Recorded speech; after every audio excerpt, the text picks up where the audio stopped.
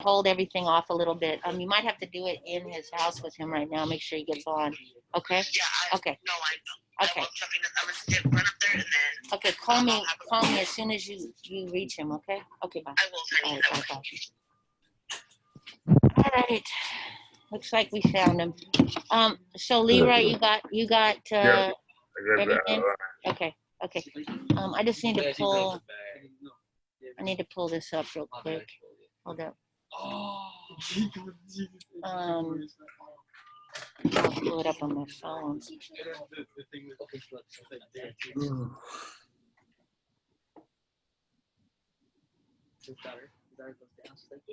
Do you guys all have phones? Because you should pull up your email on your phone so you can read it off your phone. That might be easier, right? How am I gonna read both my letter and the email? Because he's gonna share the screen. Oh, I see. How Yeah. about I just read it from here? I was looking at mirrors.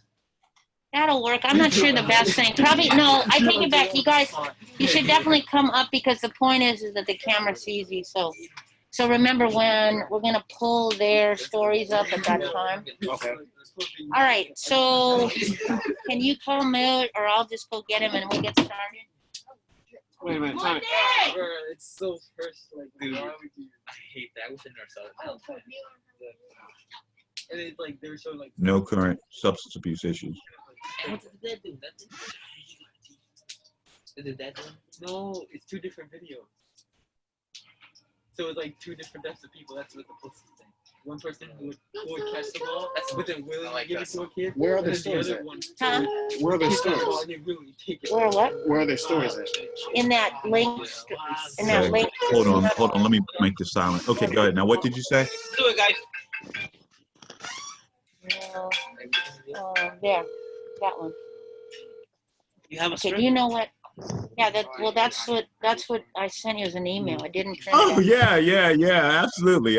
I'm sorry. I'm looking at who's at this press conference. There's a lot of comrades I haven't seen in a while. Hey, family! Thank you for being here. We're just dealing with our ghetto scholar selves are dealing with some digital divide issues over here, but we got this. We'll get it going. Thank you for being here. Hold up. Okay, you got everything? Okay. None. I haven't used it at all. Okay.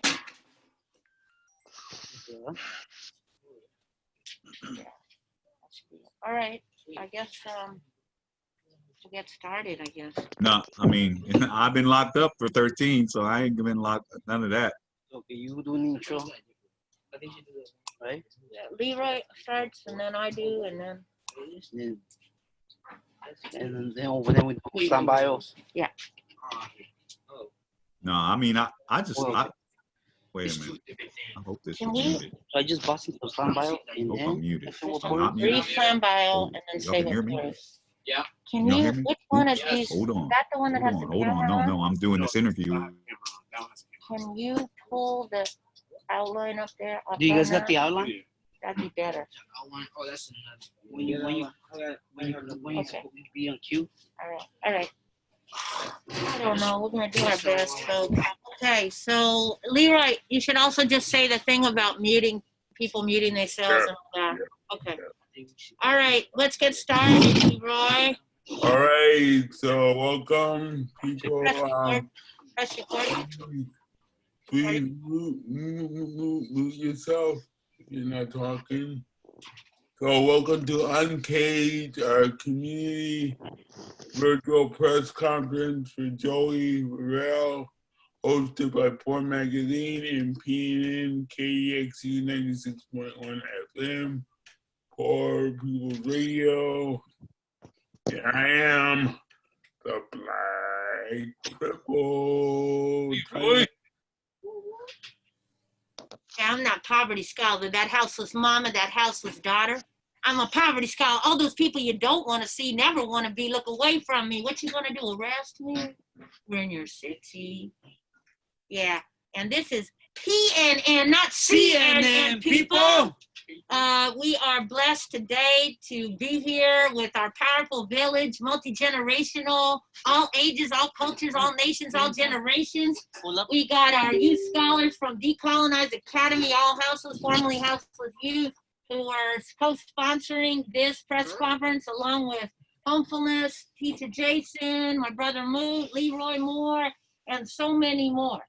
And just for folks who don't know about Poor People's Radio, our brother JV is a powerful broadcaster from Free Aztlan Radio on PNN KEXU 96.1 FM, The Crossroads.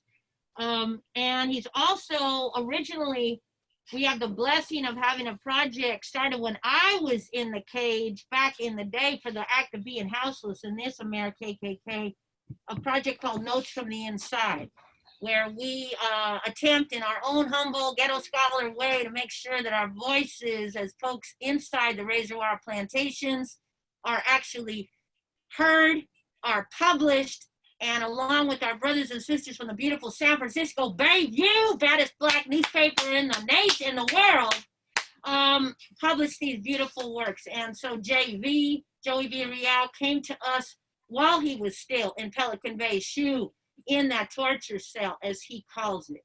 I'm gonna pass it to my brother Moot, a little bit about Prensa Pobre Poor magazine.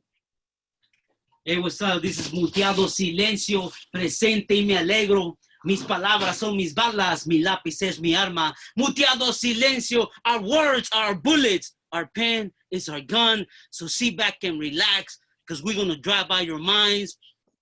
Pues órale, Muteado right here. Welcome familia, welcome comunidad, welcome community. Poor Magazine, as some of you guys know, is a poor people-led, multi-generational, multi-ethnicity, as you see, grassroots media arts organization.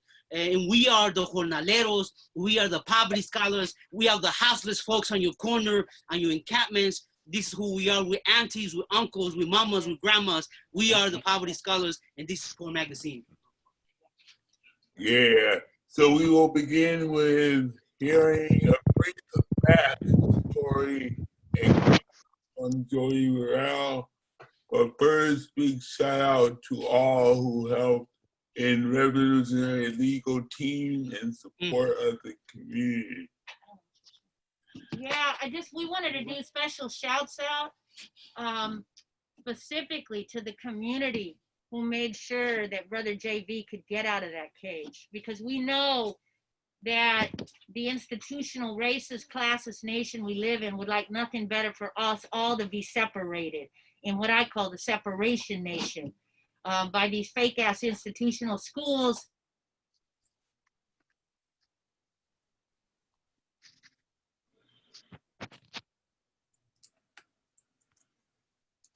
We want to do a shout out right now, again, to the San Francisco Bay View newspaper, to the Oakland chapter of the Brown Berets.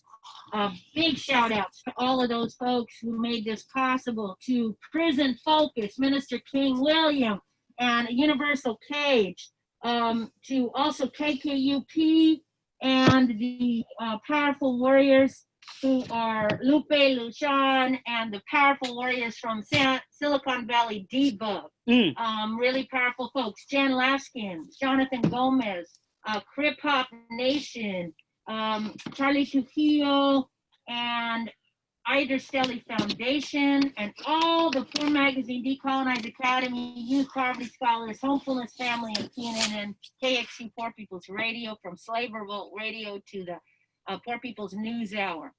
Sending out so many love and so much love to all the other folks I can't even name, hundreds of people who sent letters and calls and donations to get our brother.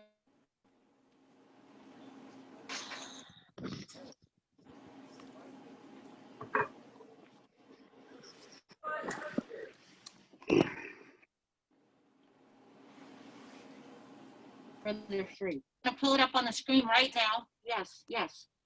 What? Okay, we're gonna bring it up right now on the screen. No, hold on one second, guys. Again, we struggling on these digital streets, so work with us, family. Sorry, but we're bringing up the story of, no, it's a story. Go back to the email. And JB is literally on his way. Bring up the story. Go to right here. Yeah, that's the story.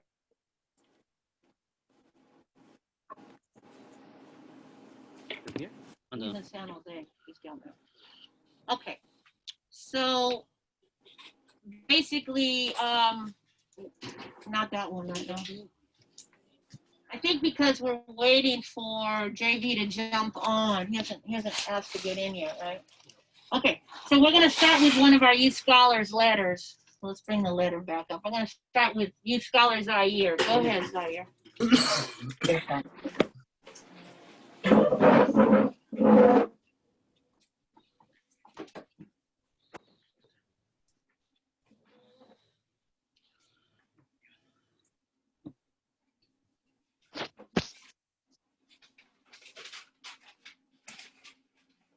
I am a 11-year-old decolonized student, and I pray that you release Joy Villarreal from custody. Mr. Villarreal was always kind, no matter what. He always he always would tell the truth. Mr. Villarreal never sugarcoated, and he is a teacher to the community.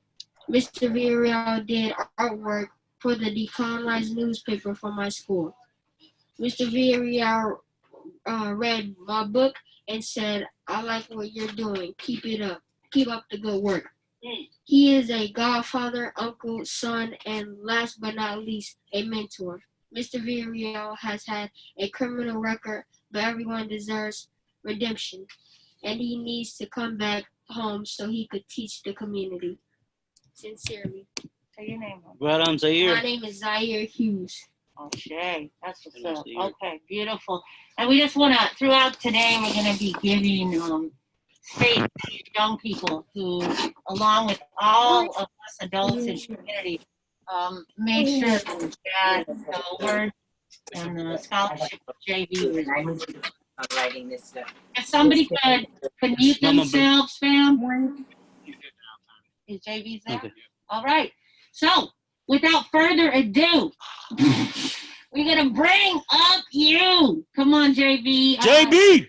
Yeah, tell us a brief backstory of what's going on, what happened to you, and basically the conditions in a pandemic in that cage. And we got about less than 10 minutes, so go for it. Yeah, and they had me in this concentration camp. They put me in there falsely, as everybody knows.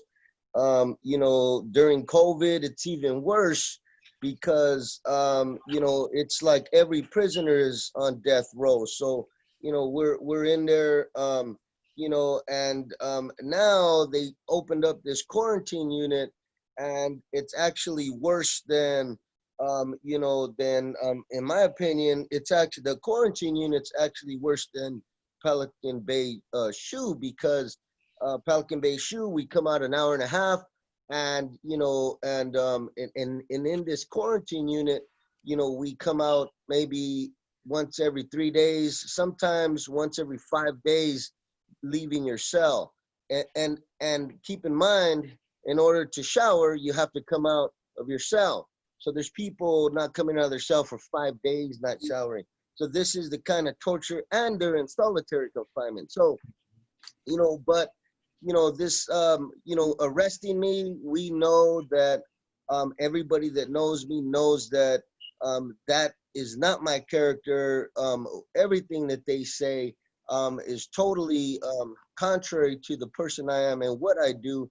And but it's not a surprise to those who do this kind of work as well, because people that do know that this is very common for the state to bring up,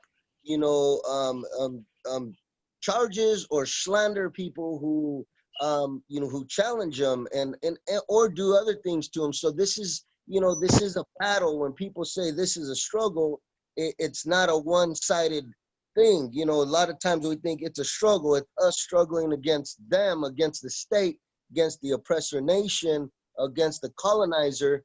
But rarely, I think, do people think about it's a struggle on their end as well. It's a struggle for them to totally subdue us and to totally get us to, submit to what they're doing. And sometimes on their end, they use, murdering innocent people. And sometimes they use other things like, the gentrification, these sweeps on homeless people. All of these things, it's a struggle. They're struggling just as hard as we are. They're struggling against us.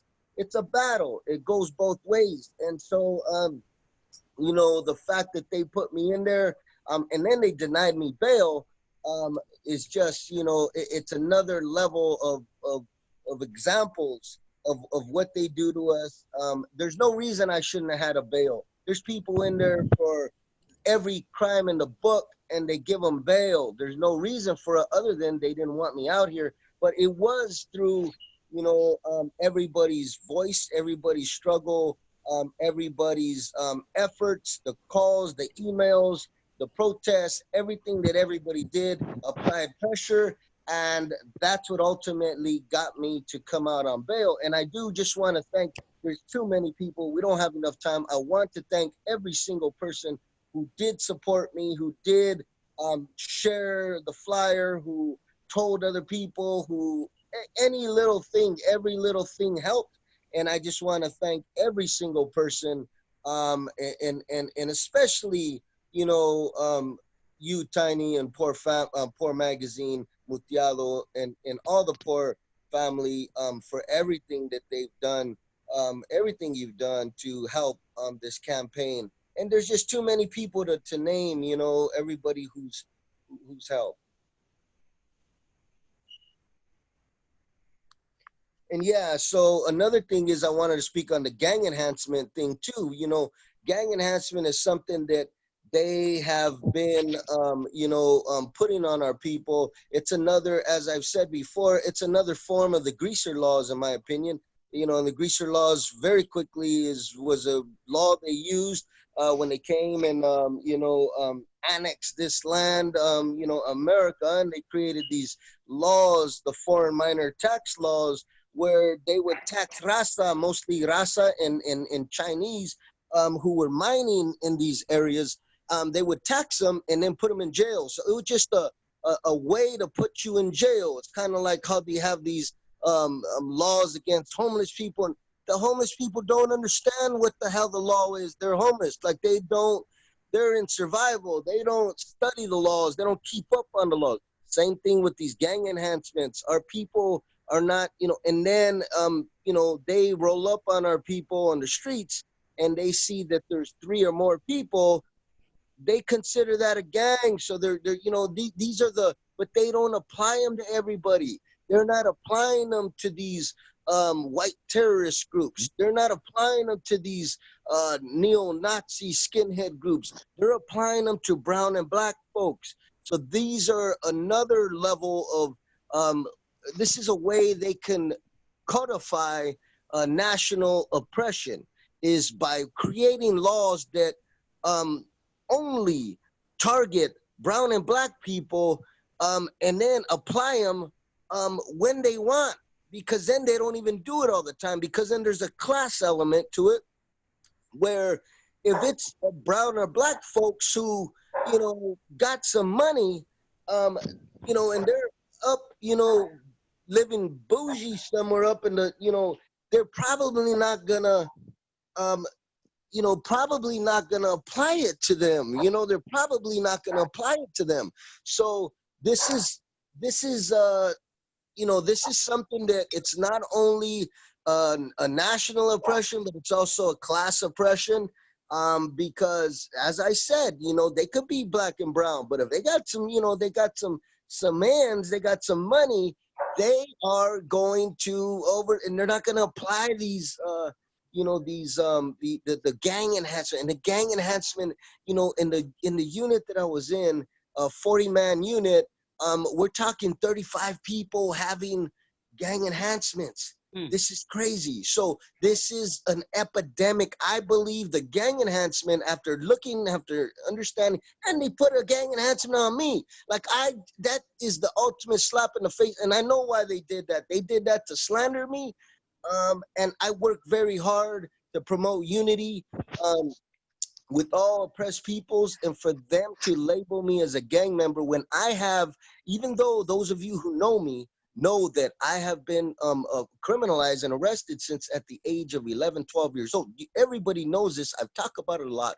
However, let me just be clear. In these years, I'm 46 years old. In these years, I have never once in my life ever been arrested for any gang crime. I've never been arrested for anything to do with gangs, no gang paraphernalia, no gang nothing. So I want to make that clear. And yet they put a gang enhancement on me. And so this is, in my opinion, these gang enhancements, and before I was arrested, I was fighting, speaking up against gang enhancements. Everybody knows I was always speaking up. I seen that they were a problem. Now I really understand them more deeply that's a problem. And I just say, lastly, that gang enhancements, in my opinion, are more of a threat to brown and black people than COVID. That's what I got to say. That's our epidemic, is these gang enhancements. Okay, so let me pull up one of our the youth scholars again. Who'll read one of the support letters. And JB, what you did in here too in the beginning is that we shouted out almost everybody that we could. So come on, Chemo, and then we're going to turn it to Jose Valle, which is going to drop some knowledge. It's okay, we can pull it up on the screen. Chemo, don't Chemo! keep going. Chemo in the house. Okay, it's the first one. Bring it, brother Chemo. Hey, my name is Chemo. I'm a youth. My name is Chemo. I'm a youth poverty scholar at Decolonized Academy, and I pray that Jose Villarreal will be released from custody, because he is the prime example of many incarcerated who have been in the system for too long of periods of time. His choice and integrity to turning his life around from being portrayed as a villain flipped the script and became the role model I know today. For not only for other incarcerated folks, but for the many troubled youth to know that there's more to life than the streets.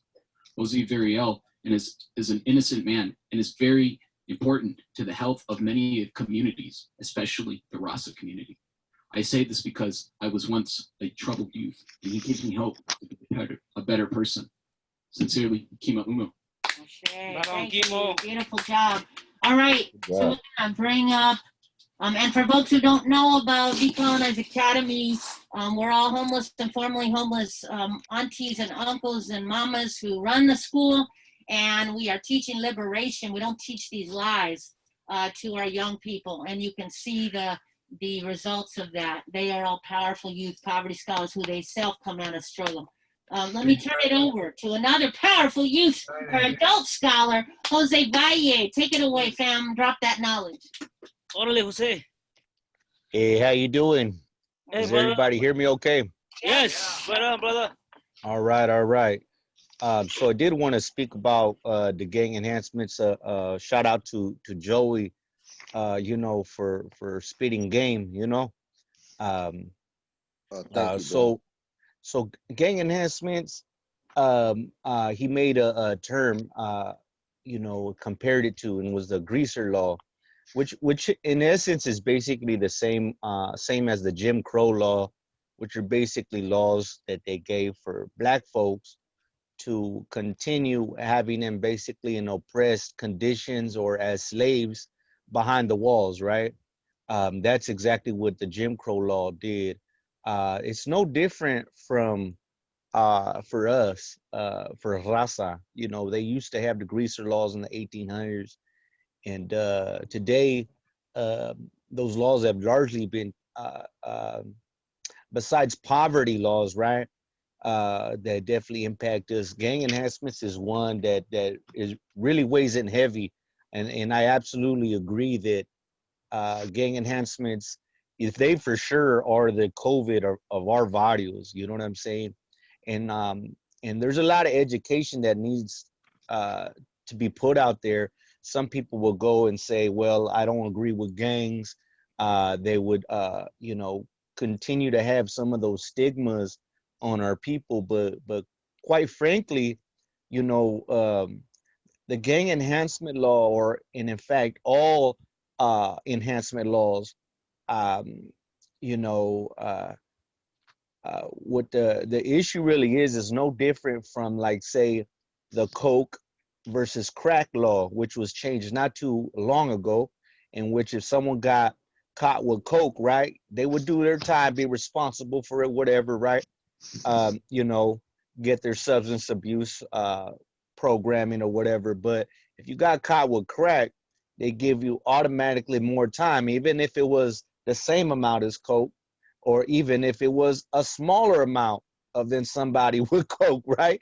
So you could have a big bag of coke, but if you had a small bag of crack, you was getting the book thrown at you. And so obviously, you know, there was you know, that's racist, right? Because it's for whatever reason, crack seems to be more so used in the hood, more so used by black folks versus coke that's done by executives and done in you know, where it's more privileged and more bougie, right? Where the ferias at, exactly. And and so the gang enhancement works the same way. The only difference I would say that the gang enhancement has versus all the other enhancement laws and all the BS, you know, poverty laws that's out there, is that you really don't need much evidence. You know, and you don't really need much at all to get a gang enhancement thrown at you. And again, like, you know, like in Sanjo, you have some barrios that go back to the 50s. You know, there's Barrio Horseshoe and there's Barrio Metal Fair. That's some of the oldest neighborhoods. And some might say that they're gangs. But barrio culture goes back, you know, even to the 1800s. There's some barrios, like saying in Tucson out in Arizona, which has a large Yaqui Chicano community. Their actual community names are Barrio El Hoyo, Barrio Libre. You know what I'm saying? Barrio Centro, which is in many ways very resemblant to some of the barrios that are out here in Califas, right? And those are the actual official names. And there might be a group of little knuckleheads, you know what I'm saying, that, you know, out of camaraderie, you know, they might join together and be proud of their neighborhoods and things like that. But it's the name of the community. It's the name of where they are from. And so it is absolutely racist to completely throw more time on somebody just because who the race of people that they're around, the race they are, and the community they come from. So I know we got some more speakers. Unless anybody want me to say a little bit more, I think that's about it. Jose, we love you, and big shouts out again to SV Diva, Yes, Silicon Valley right on. Diva, on all the work on the brothers inside, and all of the work that you do, Jose and Rosie, For sure. and so many more. We're gonna hopefully get a chance to hear more from you, but I want to turn it to my brother Leroy. Go ahead, Leroy. Yeah, I just want to speak on the history of Port Magazine on doing this work. This is not the first time that Port Magazine helped to get an innocent person in jail. Back in the late 90s, Port Magazine and I and the San Francisco Bay View was on a campaign to get a black disabled man out of jail. He was wrongly incarcerated. He was there for 40 years. And after a 5-year campaign, we got him out of jail, Michael Manning. And he was in Pittsburgh. And so I bring that up because, you know, Port Magazine has been doing this work, so it's not anything new. But yeah, Tiny?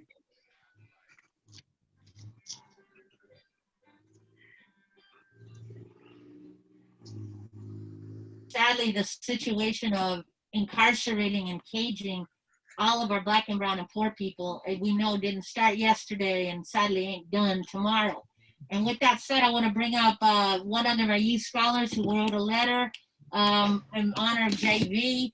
It's important, you have to understand too, this is decolonized English class, so all these young people are writing a story on this press conference that we will be publishing in poormagazine.org and the Bayview and anywhere else that wants it. It's important to honor these young folk, but also to all the people who wrote letters. The cracker judge, when they were in that hearing, and I know that other folks heard this, they actually said, well, it was significant that Mr. Villarreal got so many letters from the community. So yeah, they had to fucking say that, excuse my French. But it mattered. I just want everybody to know that. And shouts out to Pearl and Jonathan and so many others on here, and Michelle, who did those letters, to Despy Debug, to the folks inside, to Comrade Malik, to Minister King, to so many who sent those letters in. So let's just hear from one more youth scholar. Okay. Hello, everybody. I'm Tibu, part of Decolonize Academy, and this is my letter. Dear Honorable Judge, I'm a youth scholar at Decolonize Academy. I'm 16 years old, formerly homeless Latino youth who's been a friend and student of Mr. Villarreal while he was incarcerated and since he has been released.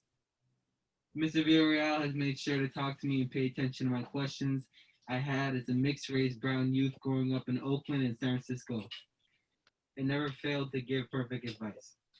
A while after being released, he did an amazing piece of artwork and gave it to me as a gift for sending him letters when he was incarcerated. He has also helped me further as an artist, as one of my passions is painting. I look at the painting he made for me, propped it up in my room, and it inspires me to pursue what I am passionate about and not give up. Because although Mr. Villarreal was incarcerated, he still drew beautiful art pieces. Also, Mr. Villarreal is an inspiration to all young people of color who have struggled with poverty and racism, which is why I'm praying that the court will release Mr. Villarreal back to the community. Sincerely, Tibor Garcia. Thank you. And again, all love to all these young folk. So we're going to turn it over to Jen, who's going to tell us a little about some of these racist laws called the gang enhancement, and has this document that she sent us, the STEP Act. Go ahead, Jen.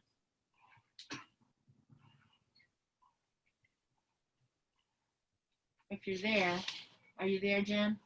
Uh-oh, maybe we lost Jen. Did we lose Jen? So this is the Street Terrorism Enforcement and Protection Act, which is some BS. Can I get a witness? Wow. And one of the things that when me and Jose had talked and that I was peeping to Joey yesterday was, why don't they give the white terrorist gangs a gang enhancement? We all know who the real terrorists are. Hello. Not to mention the pigs and all of the other ones. We're going to pass it down to Hedda because I don't hear Jen in this group. So go ahead, Hedda. Aslan Native. We're there, Aslan Native. This is Hedda. I personally got to work with JV and see the work that he does in the community with the youth, and he's always, has a positive message. And I believe that these gang enhancements definitely are, another, like it was said, to get us there and to keep us in there. And JV, him to deny him bail was ridiculous, and then the amount of bail that they do gives is outrageous. And a gang enhancement is whatever the district attorney thinks they can prove to a jury and get a conviction on. So, hearing 995 motion. Can you tell him he's breaking out? Hopefully we can file that.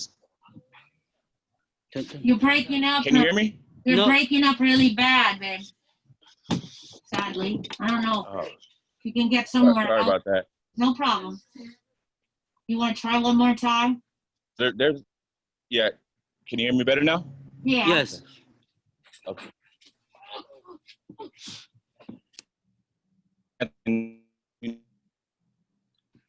Sadly, we lost you. Yeah, we're not getting you really much at all. Huh? Yeah. Maybe you could, Mir had a great idea. You could text it in the chat and then we'll read it because we're having trouble hearing you at all. I think we lost him completely. Okay. Oh no. Racial Okay. profiling of individual defendants. No doubt that and years of racism are rooted in our systems. This vague definition of what constitutes gang affiliation only gives law enforcement discretion to profile individuals. According to the Center of Juvenile and Criminal Justice, police frequently label their African American or brown clients as gang members solely based on their race and their neighborhood they live in, despite the research that shows the majority of youth gang members are white. It also disrupts community relations. Its integrity of convictions. These enhancers enable prosecutorial abuse. Prosecutors will go through lengths of fabricating gang identifiers in order to build a gang enhancement against a defendant, completely disregarding the primary job of seeking justice. So pretty much, yeah, a gang enhancement is whatever the district attorney thinks they can prove to a jury and get a conviction on. Wow. And Tiny, I just wanted to add really quick. Can I add something real quick? Yeah, go ahead. I just wanted to say, because it is important that we highlight that, you know, this word gang, you know, and when I said that they labeled me as a gang member, and it was like a slap in the face to me, because in the eyes of society, the term gang is a negative thing.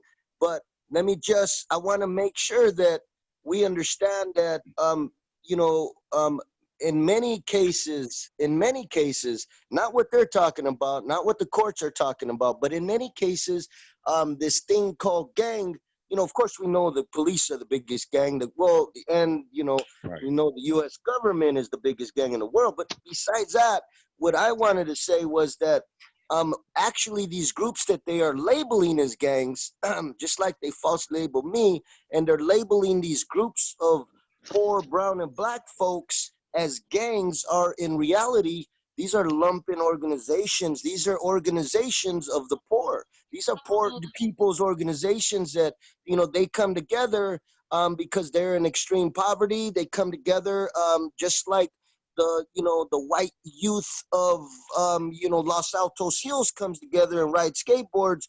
You know, our youth may not have money for skateboards, so they come together and just hang out or whatever at the parks. So all this is basically what I like to call, what they try to call gangs, are actually youth survival groups that are trying to survive in these poor, impoverished communities. So I just want to make sure, because when they throw these terms gangs out, oftentimes it's to separate people psychologically, to get our communities to see them as like they're not a part of us. They're in actuality, many times it's the police that are labeling them and criminalizing them, when in reality they're just youth that are coming together, these lumpen organizations. But and so I wanted to make sure and clarify that the term gang itself needs to be examined as far as what that really is in our community. Because in our community, there are youth survival groups, there are lumpen organizations that exist, and these are just our poor youth who are coming together, trying to struggle and survive in the circumstances that they're in. And it's a slap in the face to them to be labeled. It's a slap in the face for every single person in the county jail to be labeled a gang member. That's a slap in the face to them, because they are not gang members.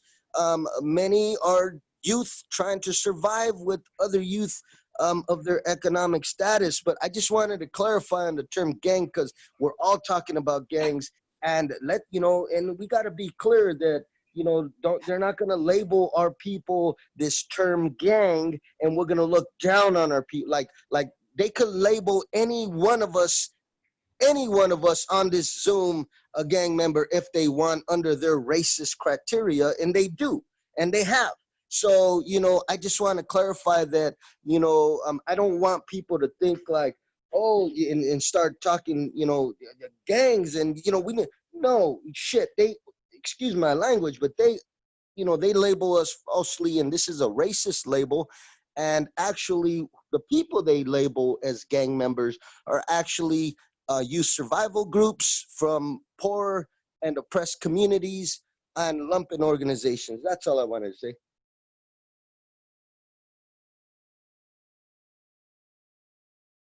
Yeah, and and that's just something that that we need to hear more of, because when they label this, our groups of youth gang members, it actually works to separate and attempt to separate us from building community together, and it's very bad, very bad. Oh, I think we might have lost Tiny. We cannot hear no more. We can't hear no more. So I don't know. Oh, there you go. Hey guys, thank you. No, I'm saying we got cut off, so we back. That's all good. No, I just wanted to say, JB, you're so right, and I wanted to add to that the piece about the way white aristocracy and the settler colonial lies actually criminalize our indígena ways of connecting as grupos, as communities, right? And all of those ways that we are together, right? Interdependent, absolutely. Exactly. Let me, because we're running out of time, but I want to make sure that Minister King, if he's still there, Minister King, he's there. Well, if he's not, I know that we wanted to give some time for questions. He's there. Oh, okay. Minister King, do you want to say a few words? First of all, I'm happy to hear my brother, my comrade, Joey home. What's going on, bro? Happy to see you return. Thank you, brother. When you gone, when you was gone, the solidarity, it didn't stop, can't stop, won't stop. I got a little piece that I want to read here, right here. It's relevant to, I had to look inside the zine real fast. It say, despite our differences, path of evolution, over the years, all of our organizations share a common history that arose from the need to defend oneself and one's community in a society that has always kept us as outsiders. It is sad that we must find ourselves in the most horrid of oppressive situations, i.e. control unions or death row. Before our organizations could begin working together in our common interest, the purpose of this united front is to incorporate that commonality as part of our continued growth.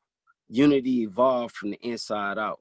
Once we begun to grow as individuals, our first task is to build unity within our group around the principles of the United Front. That comes from MIM, United Front, MIM for Peace in Prison. Now, I say that because I remember from the hunger strike when to combat this gang thing, what they was hitting us with STG, Security Threat Group, for those that don't know. They was hitting us with certain words like, oh, he's a leader, or, but I say Joy's a principled thinker. Because you got to think, like, when you have people that come from prison to society and already in prison, you got these principled thinkers that was building communities, multicultural, multiracial communities. Here we come on the heels of 2020, and next month on the 10th, it's gonna be the anniversary of the agreement to end hostilities. And it's funny because I'm to release that piece, and it got Joy on it, talking on it. But I'm just saying, like, it's many years that we being objectively subjected to being stigmatized as what quote unquote gangs or whatnot. In the KKK, they ain't seen as a gang. And a lot of these police officers, the green walls, they're not seen as a gang.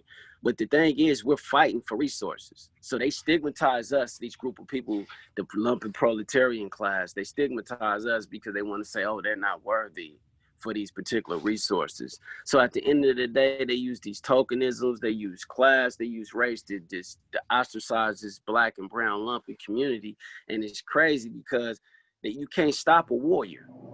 Because as long as you say a man's name or a woman's name, he or she gonna live on forever. So, man, I'm just happy to see you here and back in that spirit. I can't wait till I'm back in your presence so we can keep moving forward. And I want to thank Poor Magazine for holding this press release, and everybody else here, and this one family right here with me. Thank you, brother. Right on. Thank Thank you, you, brother. brother. And I just want to say real quick, for a lot of people that don't know, me and Minister King, we go back. We were in the concentration camp in Pelican Bay together, and we struggled in prison together. And that's where I first met Minister King, and we struggling out here on the street together. Thank you, brother.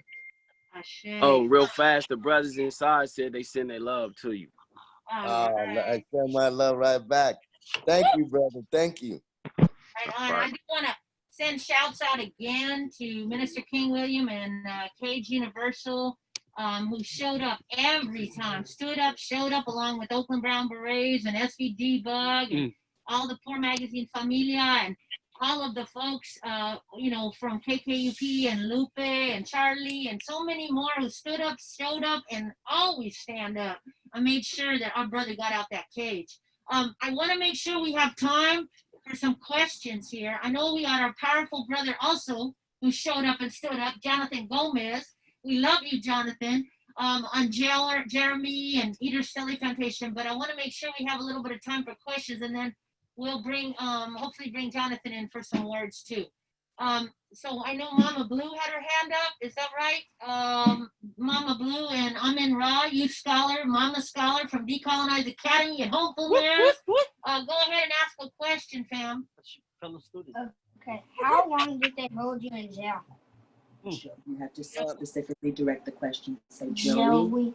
How long did they hold you in jail? They held me in jail since August the 2nd until a few days ago. So it was around a month and a half. Around a month and a half, they held me in jail. Right. Excellent question, Amin Ra. August 2nd. Was that August 2nd? August 2nd, yes. Or Black August 2nd. Black August 2nd till a few days ago. Right on. And then Uncle Mutiado has a question. Go ahead. Hey, what's up, brother JV? Again, good to have you out, brother. Just a question, because I also heard in some of the prison stuff in the U.S. that people were concerned because some of the guards, some of the personnel, was almost like they were moving like didn't even give a damn, and themselves were not wearing masks, and a lot of the family members were concerned of these people, the guards and the people that run the plantations, going out and bringing something back. Did you see any of that right here in the Bay Area? I seen there was many guards that they would have their mask on, but it of course it would be below their nose or even below their mouth. They wouldn't really, to them it seemed like they like it was a game or a joke, like they didn't care. Many did not wear gloves. I would see them coughing, I would see them sneezing, just not covering themselves. They're very careless. Of course, they were very careless, and yeah, I seen that. I don't think I seen any guards that were really cautious and covered up all the way. So it was extremely difficult because they bring us our meals. They hand us, papers, forms, request forms, and everything else. So we have to go through them.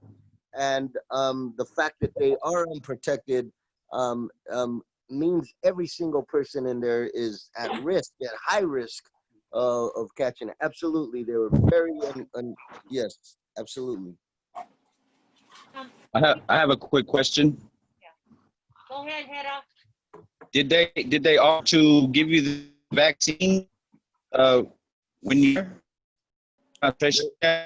because the vaccine supposedly when you catch the COVID. Yeah, they didn't give us no vaccine, but they did test.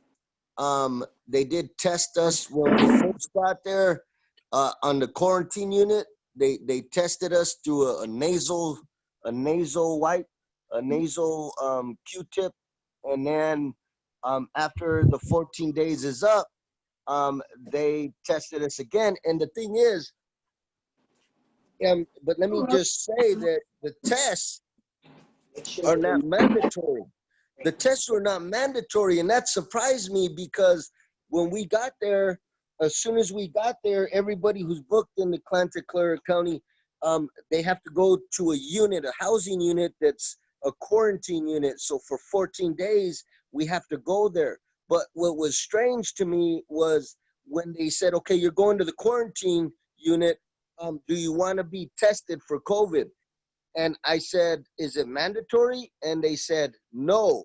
So I was like, this is not making sense that it's not why wouldn't it, like, you know, TB shots are mandatory in jail. You go in there, it's mandatory. And I did get a TB test. You know, they have to stick a needle in your arm. Right.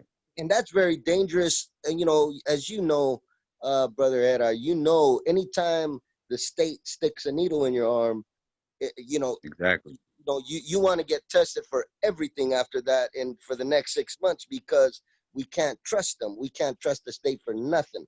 And so, Absolutely. you know, they and this is what they do. They have a mandatory for people that don't know.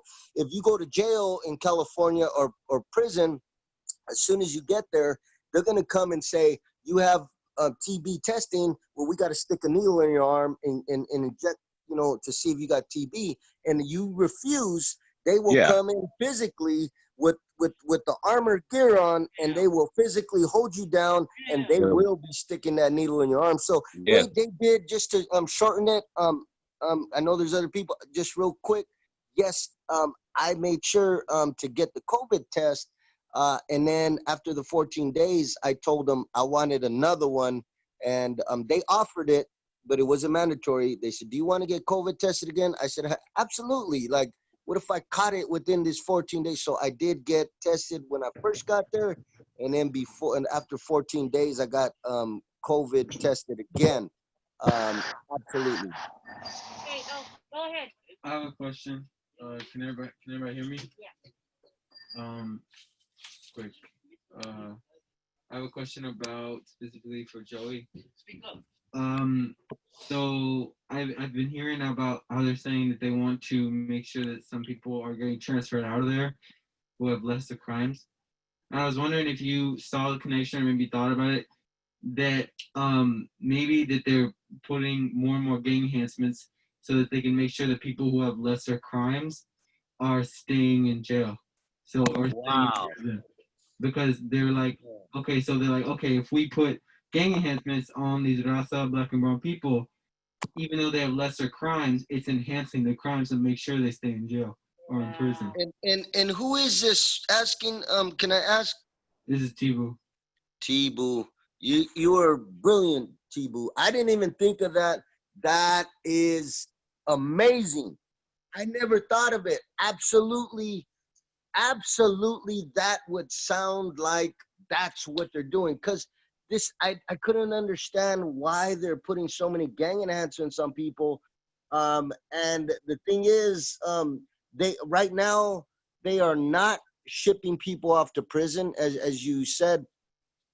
They're allowing people to do up to, I think, 6 years, maybe 7 years in jail, to stay there and do county jail time.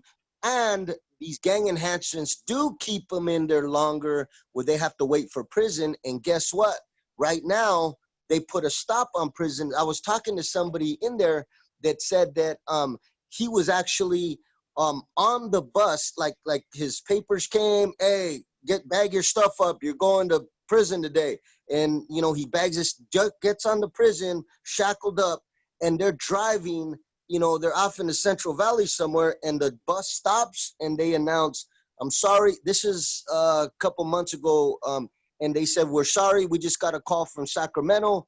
All prison transfers have been canceled due to COVID. We're turning around, and they drove them back to the county jail. They were already on the prison bus. So from that point on, there has been nobody leaving for prison for, I think since January or since February or something. There's been nobody leaving prison. So they're pressured right now. And this could go either way, as in anything, you know, something that's bad, we just have to think hard enough, and there's a way to squeeze something good out of anything. We just have to find how to do it. So in this case, I see that it's horrible. They're under pressure because now they have so many people in the county jail. I've seen them come into the quarantine unit and just take 10 people in one shot and OR them. OR is like a free bail. And so a lot of people are getting out of jail if they have really low charges, or even charges that anything that doesn't involve violence. Usually they're just letting them out on the street. Another thing is, but what you brought up, Tibu, is that is highlighting the economic factor that I didn't even think about. You know, I tend to think more on the, you know, the racism that they invoke on us, but that is absolutely, there's always an economic factor in everything that they do. And that would explain that, yeah, because if they do, oh, that's brilliant. If they do put a gang enhancement, you're gonna have more time now, so you're not gonna qualify for county jail more than likely. And due to COVID, and we're probably gonna be under these policies for the next year. Under COVID, they can't send you to prison, so it's a way to maintain the county jail at filled capacity, because they're being told if it's not violent, release them. Well, guess what? There's not everybody, there's mostly non-violent people in jail. If they were to do that, more than half the jail is going to be empty. That means there's less. The guards, they're going to have to tell to go home. They can't run the jail at full capacity if it's not even full. So this is a way to keep their beds filled by slapping everybody with gang enhancements. And now you're stuck in jail, and now they fill their beds and they fill their quota. So excellent observation, people. That part. Let me just say, family, we only have about 8 minutes left, and I want to make sure to make 3 points. Leroy has a question. Comrade Malik wrote a beautiful statement in the chat. I want you to say it yourself, Comrade Malik, but I just want to insert something. Our brother Joey started to feel the struggle that us houseless people are fighting for every day, and the connections there. Because the other thing is that in a pandemic, they still doing the violence called sweeps. Dragnet and targeting houseless folks, disabled folk on the street, and putting them in these cages, because that's the only housing they got for us poor people. And our brother Joey heard those screams, those gritos, which that's because those brothers shouldn't be in that cage. They should be in shelter plus care. They should be taken care of. That's why we build in homefulness, a homeless people solution to homelessness, that part. Leroy. Yeah, I just want to go back to the basic and probably Joey, you know, but I really want to say or ask, you know, how much money is the state making on per prisoner, like one prisoner a day? How much money is the state making on one prisoner a day, Joey? Yeah, that's a good question. I know it's I know it's a lot of money. I don't know the exact number, but I do know that for every prisoner, they are making yearly. They're making, you know, tens of thousands of dollars. I'm not sure on the day how much they, but that is something that I need to research, because it's it would give us a bigger example of how much profit they're making, and then, you know, what they're willing to do to get that profit. This is why they criminalize us. But absolutely, good question, brother. All right, and that's also, you know, the CPS, Child